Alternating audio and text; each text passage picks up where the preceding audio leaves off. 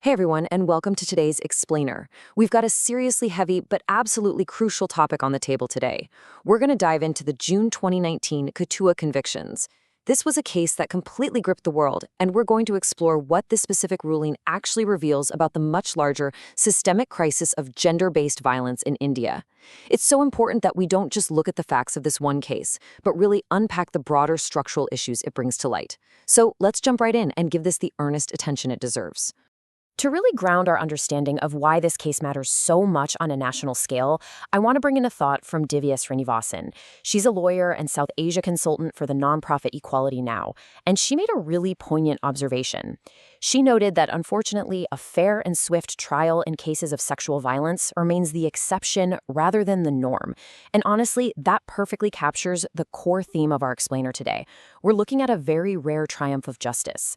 The convictions in Kathua represent a moment where the system actually worked efficiently.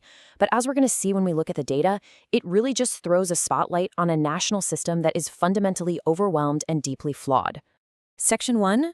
The Katua case verdict. Delivering the June 2019 sentences.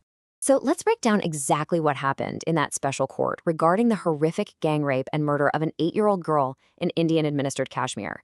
The judge handed down very distinct verdicts here. 3 men were identified as the primary attackers. They were convicted of kidnap, rape, and murder, and they were sentenced to life in prison. But here is the absolutely crucial part. 3 police officers were also convicted.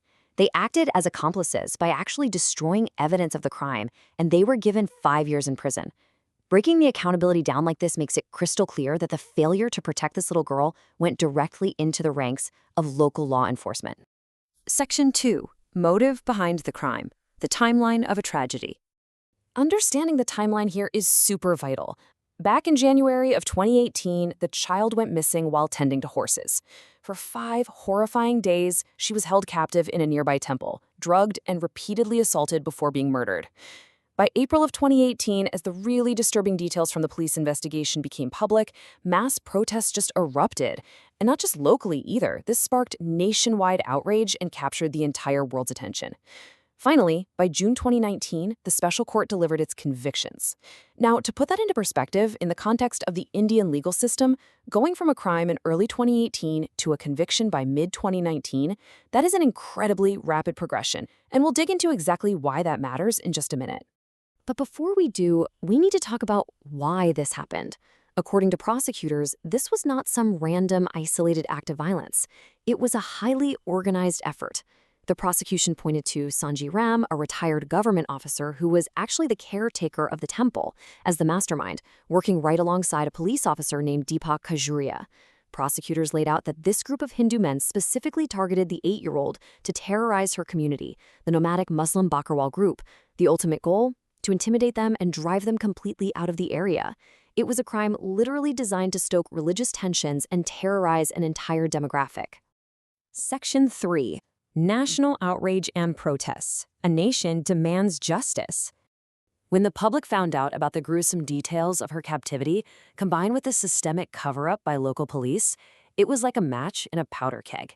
The public reaction was absolutely massive. But as we zoom out from this specific, high-profile case to the everyday reality for thousands of other survivors, we have to revisit Divya Srinivasan. She makes a really vital point here. An effective response from the criminal justice system must not be reserved only for high-profile cases which have caught the attention of the media and public. And that transitions us perfectly into the data behind the broader, everyday reality. Section 4. India's sexual violence crisis, the macro problem. 39,000. Just let the sheer weight of that number sink in for a second. According to government data, 39,000 is the approximate number of rape incidences reported in India in the year 2016 alone. And keep in mind, that's not the number of total occurrences. That is just the number of reported cases. It's a staggering, really sobering indicator of just how massive and systemic this crisis of gender-based violence truly is. Now take that massive number of reports and compare it to the actual outcomes.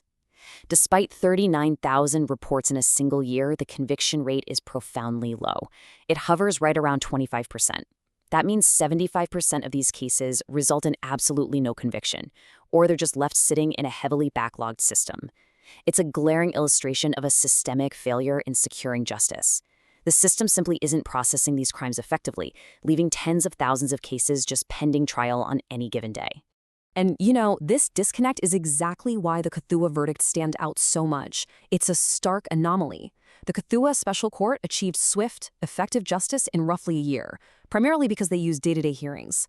Now, contrast that with the broader justice system, which is just completely bogged down with tens of thousands of pending cases that can drag on for years, sometimes even decades. The Kathua trial proves that the legal framework can work efficiently, but the data proves that for the vast majority of survivors out there, it currently doesn't. To really understand why this massive disconnect exists, we have to rewind a bit to the 2012 New Delhi bus gang rape. That horrific event sparked nationwide protests in 2012, and it actually led to India strengthening its rape laws in 2013 to better protect girls and women. Now, those new laws did exactly what they were supposed to do on one front.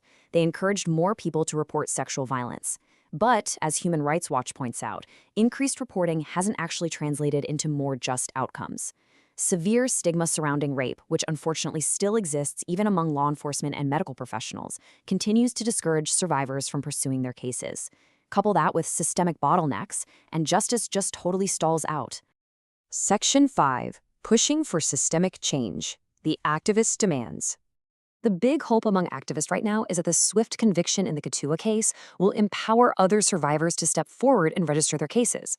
But as Divya Srinivasan rightly points out, the onus is now heavily on the Indian government to ensure that the criminal justice system is actually responsive to those survivors' needs. Because think about it, if a quick conviction encourages a wave of new reporting, the government absolutely has to be structurally equipped to handle that volume. Otherwise, they're just inviting vulnerable survivors into a broken, never-ending process. So, what concrete structural solutions are human rights groups actually demanding to make swift justice the norm? Well, first off, better implementation of existing laws. The 2013 laws are on the books, but they have to be enforced properly and with sensitivity. Number 2, a much more accountable police force. As we saw in the Kathua case, officers actively destroyed evidence. Accountability at the local precinct level is absolutely paramount. Number 3, day-to-day case hearings. This is exactly what made the Kathua trial so fast, and activists want that speed applied system-wide to clear the massive backlog. And finally, number 4, bigger state budgets allocated specifically to end gender-based violence and properly support survivors as they navigate the legal process. So as we wrap up this explainer, I want to leave you with a big question to chew on. Will the Kathua verdict just remain a rare exception, a fleeting moment where intense public pressure forced the system to work? Or can it actually act as the catalyst for the systemic overhaul needed to deliver swift, fair justice for all survivors? The convictions were undeniably a victory, but the ultimate goal has to be transforming the entire criminal justice system so that every single survivor, not just the ones making international headlines, can actually get justice. Thanks so much for focusing in and exploring this with me today. Keep asking those tough questions, and I'll catch you next time.